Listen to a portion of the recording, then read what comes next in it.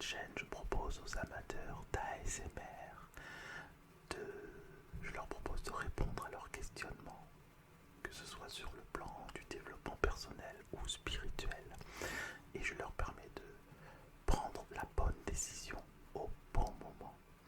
Alors aujourd'hui, nous allons faire un petit intermède dans ce que je viens de vous dire, dans cet objectif, parce que je vais lire des poésies de certains abonnés, ceux qui m'ont envoyé leur poésie, et je vais les lire soit en chuchoté, soit en voix douce, voilà, selon leur désir, ce qu'ils m'ont demandé. Voilà, bah écoutez, je vous souhaite un bon moment, et puis surtout, restez jusqu'au bout, parce que au bout, vous aurez une surprise, c'est-à-dire que, je peux déjà vous la dire. Bon, c'est une moitié de surprise, vous n'aurez pas le contenu, mais en tout cas, vous aurez un extrait d'un roman qui est en train d'écrire un abonné qui m'a envoyé une poésie. Donc restez bien jusqu'au bout. Et puis pour encourager la chaîne, bien évidemment, n'hésitez pas à vous abonner si ça n'est pas fait et à cliquer sur la cloche afin de ne louper aucune nouvelle publication. Voilà, j'ai tout dit. Écoutez, on se retrouve après ça. À tout de suite.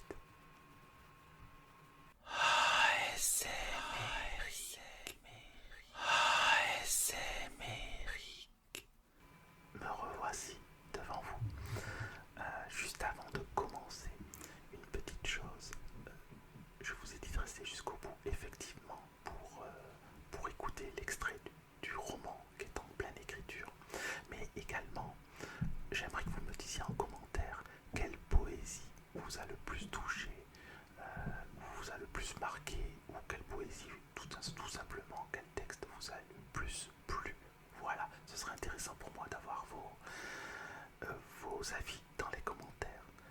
Bon, et bien écoutez, je vais commencer. Alors, je vais commencer avec une artiste dont je suis abonné à sa chaîne, en fait. C'est une artiste musicienne, entre autres, mais je sais qu'elle a certainement d'autres cordes à son arc, et au moins une corde en plus, puisqu'elle a eu la gentillesse de m'envoyer une poésie, une de ses poésies. C'est une artiste qui s'appelle Cécile Petit. C'est une pianiste, compositrice, enseignante. Voilà, une vraie artiste, et je suis sa chaîne depuis quelques temps déjà. Et je vous encourage à aller visiter, voir ce qu'elle fait, et vraiment à vous abonner, parce que c'est toujours d'une très grande poésie. En tout cas, moi, ces musiques m'inspirent des textes, et je lui laisse toujours des petits commentaires plus ou moins poétiques, en tout cas, de ce que j'ai dans l'inspiration, dans l'instant présent, dans ce que me procure sa musique. Donc sa chaîne YouTube, c'est Cécile Petit. Je le mettrai en description. Dans la description, Cécile comme le prénom, Petit comme l'adjectif. Voilà, tout simplement, vous tapez ça et vous arrivez directement sur sa chaîne. Alors son poème s'appelle le tout. Elle m'a demandé de le faire en voix douce, c'est-à-dire en voix parlée comme ça. Voilà, quelque chose de plus doux.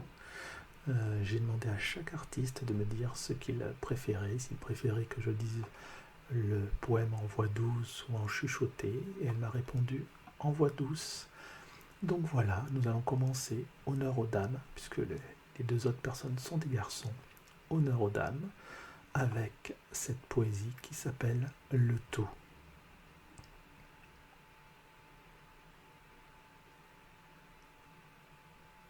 Il faut aimer l'union de toute la matière,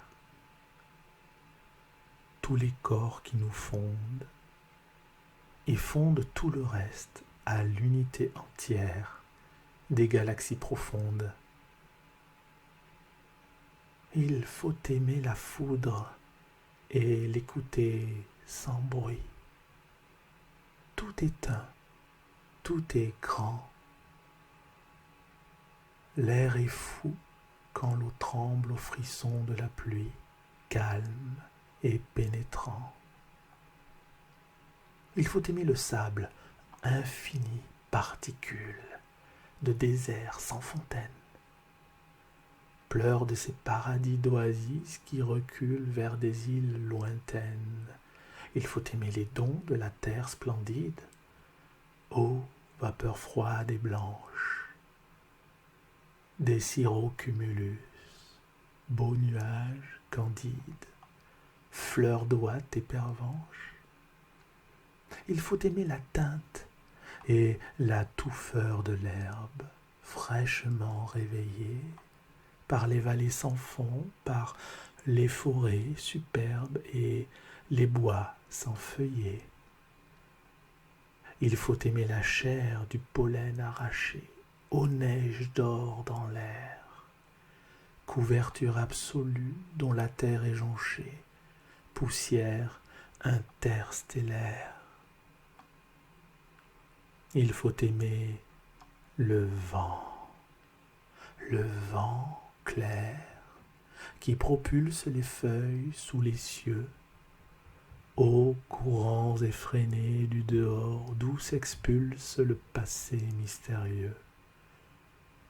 Il faut aimer la mer sous les flots immigrants de pluies mortes englouties, mer où l'on aperçoit dans l'infini grand l'infiniment petit. Il faut aimer les cieux entre soir et matin, leurs nues sont en mouvance, tout remue, tout renaît, tout bouge, et le lointain s'enfuit quand l'on avance.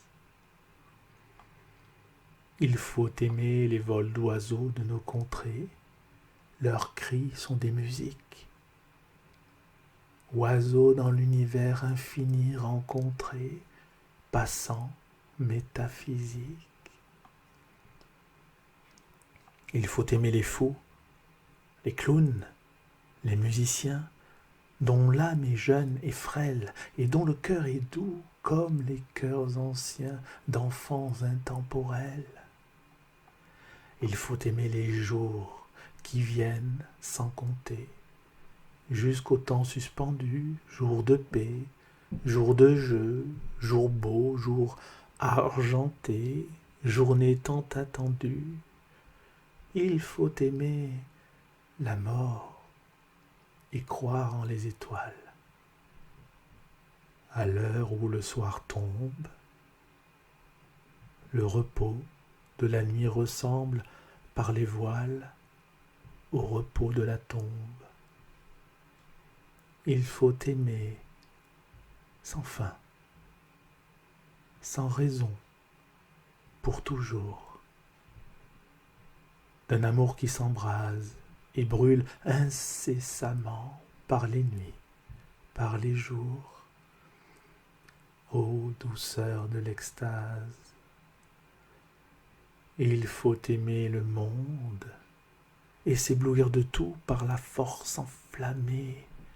Naîtront, vivront, vaincront de tout temps et partout ceux qui se sont aimés. Voilà pour cette première poésie. Il va sans dire que je l'apprécie beaucoup. Voilà, je l'aime beaucoup. Je la trouve très belle, mais comme tous les textes qui m'ont été envoyés. Mais il y a une saveur particulière avec celle-ci qui me fait penser effectivement, déjà qui parle finalement, de la naissance, de la mort de l'univers, comparé à la naissance et la mort de l'homme, et puis la vie avec ses hauts, ses bas. Et c'est une poésie qui nous encourage à aimer sans cesse. Elle le dit d'ailleurs, il faut aimer sans cesse. Hein. C'est en aimant ce que nous faisons, ce que nous sommes, que nous allons aimer le monde qui nous entoure, tout simplement. Donc c'est vraiment une poésie très forte, en plus d'être belle. Elle a un message qui me parle en tout cas, un message qui résume un petit peu tout un tas d'idées qu'on peut avoir, et en tout cas tout un tas d'idées que moi j'ai, que j'essaie de transmettre aussi, Donc c'est, voilà, vraiment merci beaucoup Cécile pour vos poésies, vos poèmes, pour ce que vous êtes, pour ce que vous faites. Et voilà, je continuerai à vous suivre sur votre chaîne Cécile Petit. Et je vous encourage aussi, les amis, les abonnés, à la suivre également sur la chaîne YouTube Cécile Petit. Et dont le lien sera en description, je le répète. Alors à présent, nous allons passer à... il y a un ou deux textes, voilà, un texte de Valentin, qui son pseudo c'est Valus Spartacus. J'aime bien Valus Spartacus. J'aime beaucoup d'ailleurs Spartacus. Bon bref, euh, il y a un très beau livre de Spartacus. J'ai plus le titre, mais je vous le dirai si je le retrouve au milieu de tous mes autres livres. Donc voilà, qui est très très bien et qui raconte la vie de Spartacus. Alors, Valus Spartacus, Valentin, a une page Facebook qui s'appelle tout simplement Valus Spartacus. Voilà. Donc, je vous incite. Alors, je ne suis pas allé, je vais être honnête, je ne suis pas allé sur sa page. Je ne suis pas très Facebook, moi, mais je vous encourage à aller voir. Il fait des partages. D'ailleurs, il pourra laisser un commentaire. Valentin, si tu m'écoutes, tu pourras laisser un commentaire et puis détailler un petit peu ce qu'il y a sur ta page Facebook. D'accord ? Alors, c'est une poésie que Valentin a voulu que je fasse en chuchoté. Enfin, j'ai forcé un peu la main, parce que cette poésie s'appelle Silence. Et je lui dis, quand on ne veut pas faire de bruit comme ça, on parle doucement. On chuchote. Et finalement, le titre, c'est le titre qui m'a inspiré de lui forcer un peu la main en lui disant, écoute, je sais que tu préfères en soft spoken, en voix douce si vous préférez, mais moi j'aimerais bien la faire en chuchoté cette poésie. Et je ne regrette pas parce que tous les autres textes vont être en parler doux. Donc il fallait au moins qu'il y ait quand même un chuchotement quelque part, parce que je sais qu'il y a beaucoup d'amateurs de chuchoter. Alors nous allons commencer avec cette première poésie de Valentin, et ensuite il y en aura une deuxième en parler tout. Cette première poésie de Valentin qui s'appelle Silence. Silence. Plutôt que le vacarme des moteurs, le doux bruissement des feuillages qui dansent dans les arbres, plutôt que le brouhaha des hommes qui parlent pour ne rien dire, la méditation musicale des vagues qui viennent lécher nos rivages, plutôt que le bruit du rien qui gesticule, aussi assourdissant pour l'oreille que muet pour le cœur, le pénétrant silence qui sait tout dire. Voilà pour cette première poésie. Alors c'est assez intéressant aussi parce que ça parle de silence. Et vous savez que j'ai aussi une chaîne YouTube qui s'appelle Cercle de méditation Éric Bachet. Et, et souvent je commence, enfin régulièrement on va dire, je commence les méditations par des méditations silencieuses. C'est-à-dire, on ne parle pas, on reste assis et on observe, on s'observe. Et pour moi, c'est la base. La méditation silencieuse, c'est la base de la méditation tout court. D'accord ? Les premières méditations telles qu'on se les imagine ont été des méditations silencieuses. Voilà, et sont pour moi toujours des méditations silencieuses. Donc voilà, cette poésie me parle également. Silence. Voilà, le pénétrant silence qui sait tout dire. Et effectivement, un silence, dans un silence, il y a beaucoup de choses à détecter, beaucoup de choses que l'on peut connecter. Très intéressant. Nous allons passer à un court texte de de six vers qui s'appelle pas, puisque cette poésie n'a pas de titre. Et là, Valentin a voulu que je fasse en parler doux. Alors je vais repasser en parler doux. Tout me va, moi, le parler doux, le chuchoter. Donc c'est une poésie sans titre. Donc elle s'appelle Sans titre.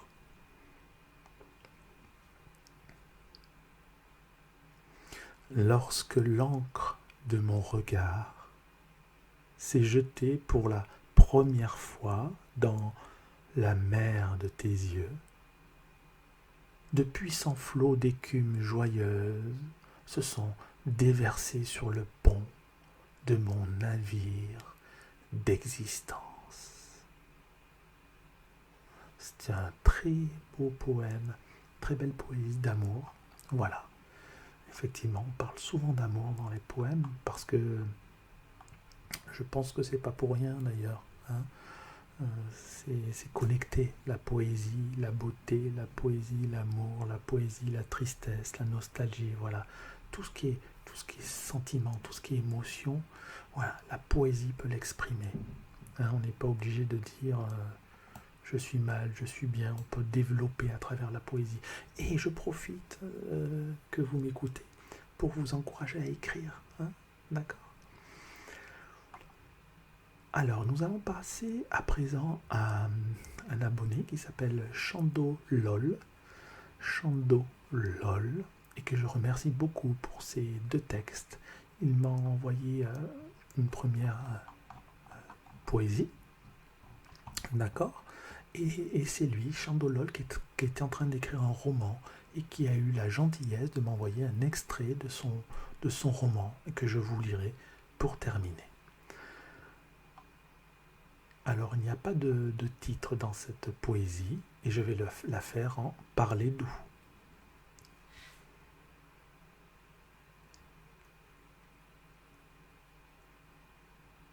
Quadragénaire, elle en a l'air. Certes, cette femme est un mystère, attirée du ciel, son aura me serre alors que mon âme mourante s'éteint. Ses yeux sont pâles. Un matin de décembre, mari abusif, elle arrive, ancienne, tire son siège maladroitement, le tout tombe sur son malade vêtement. Quadragénaire en perte, l'altitude en berne, les vœux sont clairs depuis son lit quand le mari se noie. Elle se voit dans le miroir un soir livide, l'histoire commence et se répète. Échymoses multiples, le dénoncer, qui l'ose. Sûrement pas elle, qui fausse le résultat avec du sparadrap. Cette fois, elle s'est pas ratée. La collision s'est faite alors que le crépuscule appelait la lune. 6 heures du matin, madame pleure près des casiers. Madame a peur d'hausser le ton, elle chuchote dans son phrasé. Je lui dis que tout va bien, que l'avenir se montre un jour, que l'homme peut être le tigre protecteur ou le vautour. Ses barésies résistent à la pression de l'apparence des mains lisses de son mari, et la malice s'installe au bord d'un marais, autrefois calme. Cette petite fille n'avait demandé qu'à rencontrer un prince charmant. Le pire, c'est qu'il l'était, l'incarnait avec un tel serment. Madame Craque, un jour, descend pour accueillir un litre de larmes, et moi, le pitre, quelque peu dépité, je ressens un tir dans ma poitrine de femme. Merci à Chandolol pour cette très, très belle poésie qui parle de la violence conjugale. On en parle de plus en plus. C'est très bien, il faut vraiment dire et dénoncer ce qui se passe. Des femmes, c'est tous les jours une femme est tuée sous les coups de son conjoint ou de son mari quand même. tous les jours, d'accord, en France. Donc c'est pas rien, on parle pas de quelque chose qui est anodin, c'est pas parce qu'on n'est pas concerné que cela n'existe pas, ne peut pas nous toucher. En tout cas, moi, c'est un sujet qui me touche. Donc merci beaucoup d'avoir pensé à ces femmes-là et c'est très bien d'en avoir fait une belle poésie. Alors maintenant, je vais continuer, toujours en parler doux, avec un passage du roman de Chandolol, que je remercie encore. Nous n'eûmes que les fantômes et leurs ébauches. Le petit lac du coin dormait comme à son habitude, et nous n'avions plus la foi de s'y réfugier comme à notre habitude. Le village était sombre en ce mois de juillet monotone, et pourtant si festif, de par une succession de rayons toujours plus chauds et toujours plus lourds. Nous n'avions plus de regard l'un pour l'autre. Quand l'image de la télévision allumait l'obscur salon que l'on tentait autrefois de garnir avec ses pacotilles lumineuses achetées à un vieux brocanteur, chacun prêtait sa main à l'autre. Posé dans l'habitude de sentir une chaleur, une expansion, un tant soit peu spontané d'un amour dont les veines sont molles et vermines. Endormi,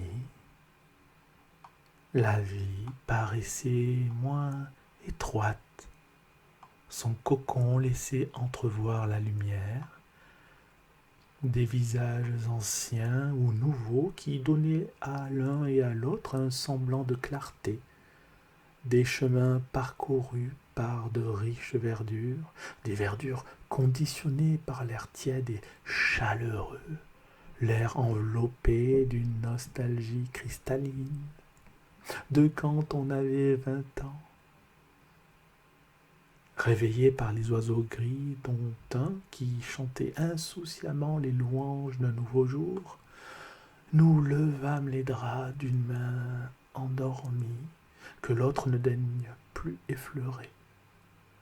Elle écoutait Brel dans ses jours profonds. Je ne l'écoutais que de loin depuis la véranda. Parfois, elle fredonnait. Mais quand le silence bordait la voix du Belge, défendu par corps et âme, c'est toute la fondation qui tremblait. Nous n'avions plus que le sourire de deux commères, les lueurs pâles et presque étrangères, desquelles découlait le regard grivois et menteur. Entre voisins, nous nous disions bonjour sans craindre que l'autre ne nous interrompe. Il n'y avait plus d'interruption. Que de rêveries elles-mêmes construites par les rides. Et les rides nous riaient autant qu'elles nous pendaient au nez, au menton et aux joues. Elles se jouaient à tirailler le collagène dont la peau avait tant aimé convoiter la douceur d'antan. Alors, dans les conversations entre voisins, tandis que l'autre taillait hypnotiquement la haie, l'un bavardait au-dessus de cette dernière, bavardait d'un temps incertain, du temps gris, que l'on avait pour habitude d'attendre sur le siège qui longeait la fenêtre. Et nous nous retrouvions sur le divan. Au divan, nous échangions à propos du nouveau commerçant. Le nouveau avait une belle devanture, même si un peu colorée, qu'elle disait.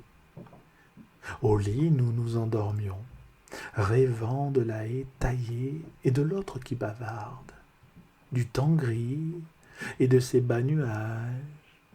Mais pendant cette précieuse fraction de seconde, nous étions bien. Nous étions bien parce que allongés, parce que recroquevillés dans le sommeil de nos peurs, parce que endormis, nous étions morts. Voilà, c'est un très bel extrait du roman, que je n'ai pas eu encore la chance de lire en entier. Mais en tout cas, voilà, c'est un très bel extrait. Je suis sûr que le roman sera très joli et je t'encourage, Shandolol, si tu m'écoutes, je pense que tu m'écoutes, vraiment à continuer, à aller jusqu'au bout de ton roman. Parce que moi, j'ai commencé plusieurs fois des romans par deux fois et c'est vrai que je ne suis pas allé au bout. Le plus dur, c'est on peut penser que c'est de commencer, mais ça n'est pas de commencer, c'est de continuer, de persévérer, d'aller au bout. Un roman, c'est un marathon. Et il faut vraiment se conditionner comme tel en se disant, voilà, il y a une vraie structure, etc., de texte, chose que je n'avais pas à l'époque. Et maintenant, j'ai plus le temps pour l'instant. En tout cas, je ne veux pas me donner le temps de faire un roman. Je pense que ce que j'ai à partager sur YouTube avec vous est tout aussi, si ce n'est plus important pour moi, en tout cas. Voilà, parce que je sais que j'ai eu des témoignages en commentaire ou par mail, en privé, qui me qui m'encourage à continuer dans cette voie, qui m'encourage à continuer à vous donner des réponses, des conseils, en tout cas le partage de mon expérience, ma petite expérience, mais même une petite expérience peut permettre à quelqu'un de faire un pas de géant. Voilà, s'il y a la conscientisation du, de cette expérience, et ça se transforme en énergie, et cette énergie peut vous permettre d'aller très très loin. Donc, euh, donc, voilà, je tiens à vous remercier, toutes et tous qui m'avaient écouté jusqu'au bout. Je vous remercie vraiment du fond du cœur. Merci de suivre la chaîne, merci de vous abonner, merci de laisser des commentaires. Voilà. Qu'est-ce que je peux dire d'autre? Je pense que j'oublie quelque chose, mais voilà, l'essentiel a été dit. J'espère que cette vidéo vous a plu. Si vous avez envie que j'en fasse d'autres, envoyez-moi d'autres poésies. N'hésitez pas, vous avez vu un petit peu l'idée, le concept. Donc envoyez-moi une poésie par mail, hein, surtout, en me disant, en me laissant non pas vos coordonnées, mais votre nom que vous voulez que vous m'autorisiez, en tout cas, que vous voulez que je dise sur YouTube. Et puis également, si vous désirez que je lise votre poème en chuchoté ou en voix douce. Voilà, il n'y a pas de problème. Je vous dis à très bientôt. Merci, au revoir. Merci beaucoup. Merci beaucoup.